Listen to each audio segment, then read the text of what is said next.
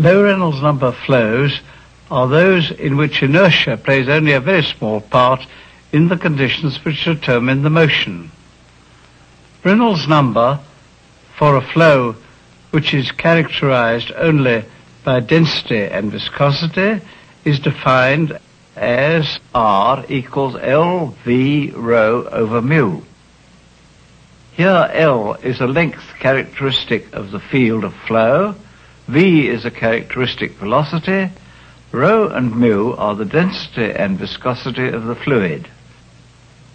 The numerical value of R provides a rough estimate of the relative importance of inertia and viscosity in any fluid flow. When R is small, the importance of inertia is small compared with that of viscosity. Some examples are the flow produced by the movement of such small creatures as these bull sperms, for which L is very small, or glacier flow, for which V is small and mu is very large. Note the red flags across the ice field. Here they are 2 years later.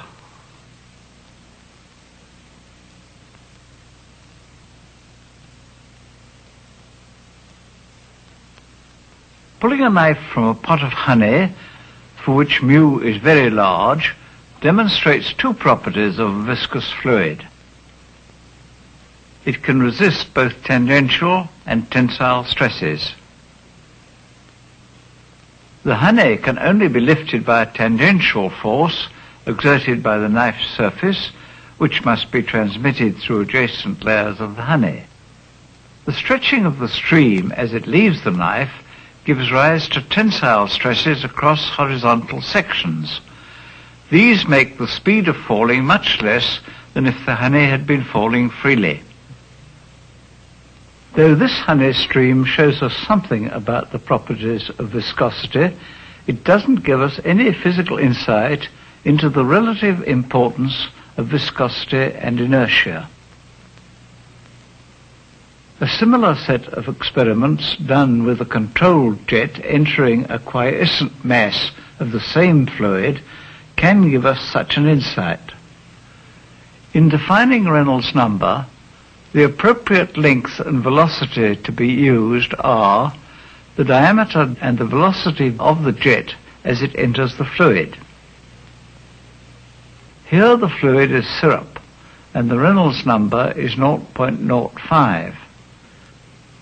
At this low Reynolds number, the jet hardly penetrates at all. Now let's repeat the experiment using different fluids. The other three boxes contain glycerine, and water, and water. Each jet will be driven by this piston, and the velocities will be identical. This glycerine jet penetrates to a depth of a few diameters.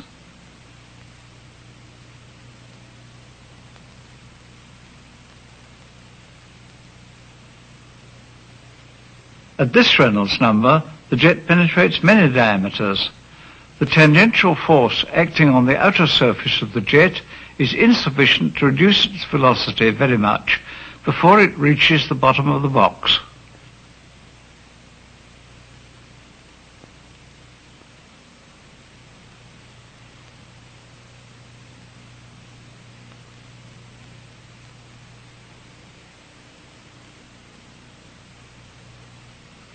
This jet becomes turbulent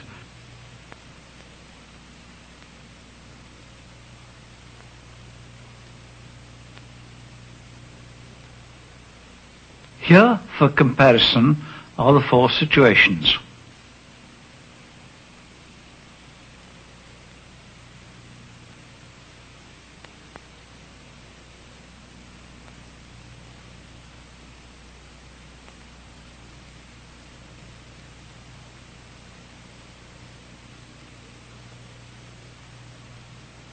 This experiment justifies us in leaving out of consideration the effect of inertia in situations for which r is much less than 1.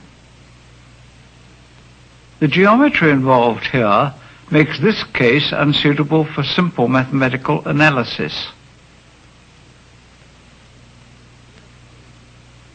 However, the flow of fluid through tubes of uniform bore provides a simple case in which inertia plays no part in the mechanics of the flow. Here the tangential stress due to viscosity is balanced only by the driving pressure.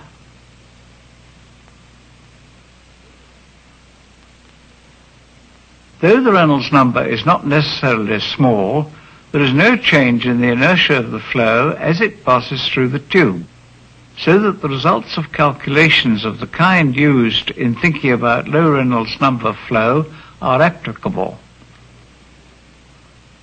The bore of one of these tubes is twice as big as the other, but they have the same length, and the fluid is driven through them at the same pressure head.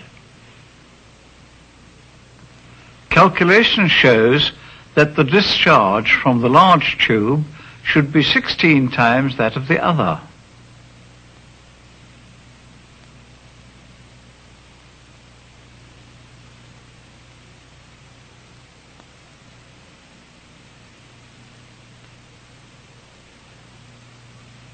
The receptacles are marked at 1 ounce and 16 ounces.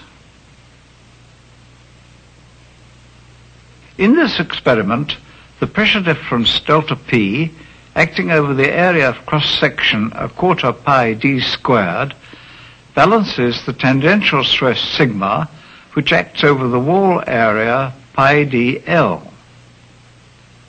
The pressure change, therefore, is balanced by sigma times 4L over d. When L is large compared with d, as it is here, a small tangential stress can produce a large change in pressure. This is the principle on which hydrodynamic lubrication is based.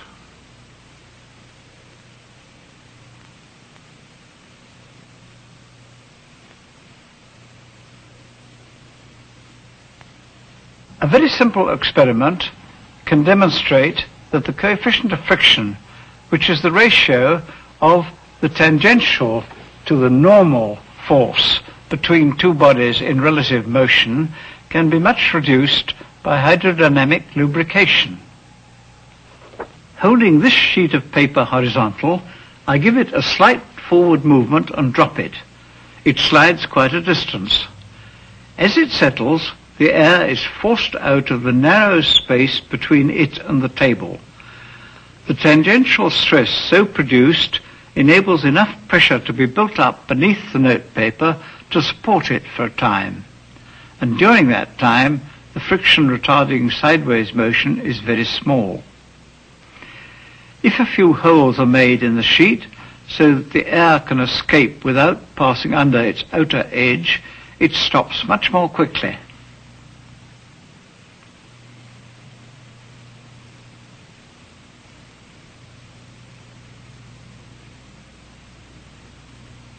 To reduce the friction between continuously moving surfaces, it is necessary to introduce the lubricant at a place where the pressure is low and sweep it into a place where it is high. It was only when a method for doing this was discovered that the design of thrust blocks capable of maintaining the large load between a ship and its propeller ceased to be a major difficulty in the development of large steamers. This little device, which I call a teetotum, works on the same principle. Each of its blades is inclined slightly upwards. If they turn counterclockwise close to the tabletop, air is swept into the converging space and gives rise to this distribution of pressure under the blades.